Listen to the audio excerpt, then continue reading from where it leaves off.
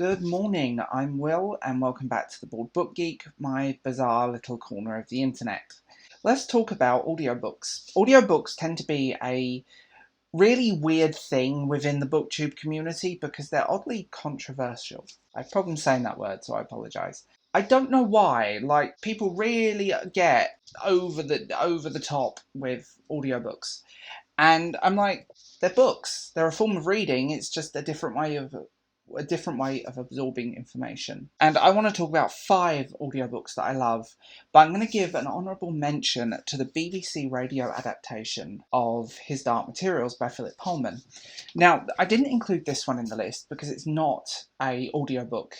It's a BBC radio play, so it's fully cast and, there are sound effects and music and things. So that's why I didn't include this as an audiobook. But let's start, shall we? So my first one is Lolita. Lolita is read by Jeremy Irons. He also starred in the film in the 1990s. The film of Lolita is not very good. And don't get me wrong with this one.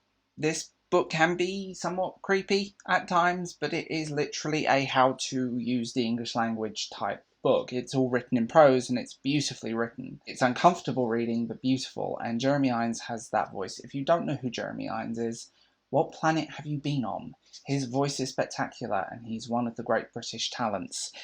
This is also just a gorgeous take on this is just the book read by him, and it's a gorgeous take on it.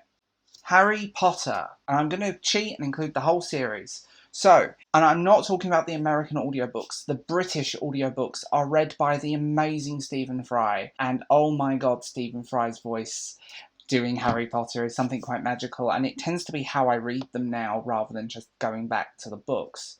Stephen Fry's voice just, I don't know, he just has a magic about him, and he kind of alters his voice for each character, and you're like, oh, this is just brilliant. He is fantastic, and you can listen to him for hours speak. I love his voice anyway.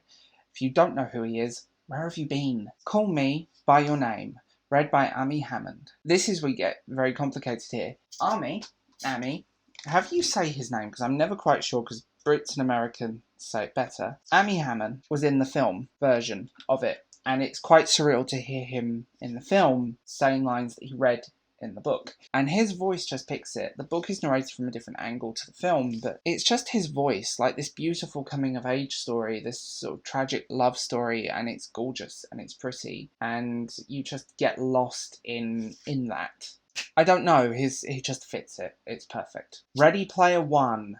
So, Ready Player One is read by Will Wheaton, as in Big Bang Theory, Will Wheaton, and if you're old enough, Star Trek, Will Wheaton. He's Wesley. And I don't know why, since I've listened to the audiobook, it's the only way I can now enjoy that book, because his voice is just perfect for it, and you're like, oh, it's just, yeah, it works. He's Wade Watts.